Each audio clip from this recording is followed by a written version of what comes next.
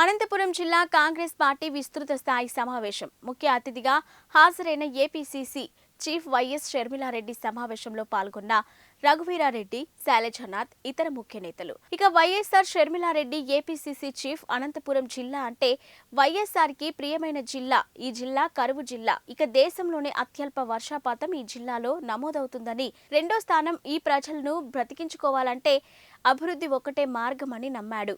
ఇక్కడ ప్రజలకు మంచినీళ్ల కోసం రఘువీరారెడ్డి తాత పేరు మీద మంచినీటి పథకం ప్రారంభించారు.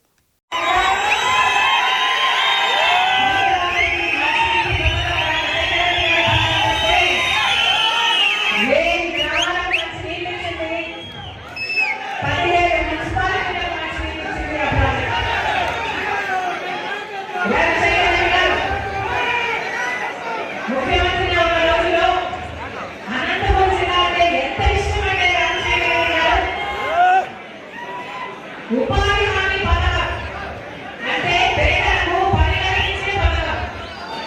మామూలుగా పని లేనప్పుడు పని కల్పించే పథకము రాజశేఖర్ గారు మన్మోహన్ సింగ్ గారిని ప్రధానమంత్రి సోనియా గాంధీ గారిని తీసుకొచ్చి ఉపాధి హామీ పథకం ప్రారంభించింది.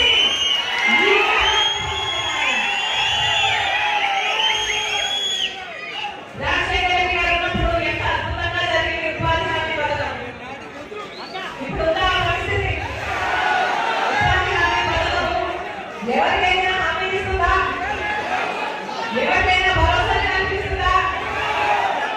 ఎవరికి కల్పించలేదు. రాజశేఖర్ రెడ్డి గారు ముఖ్యమంత్రిగా ఉన్నప్పుడు ఇదే అనంతపురం జిల్లాలో 20 లక్షల ఎకరాలకు పైన 20 లక్షల ఎకరాలకు పైన వేరుశెనగ వేసేవారు.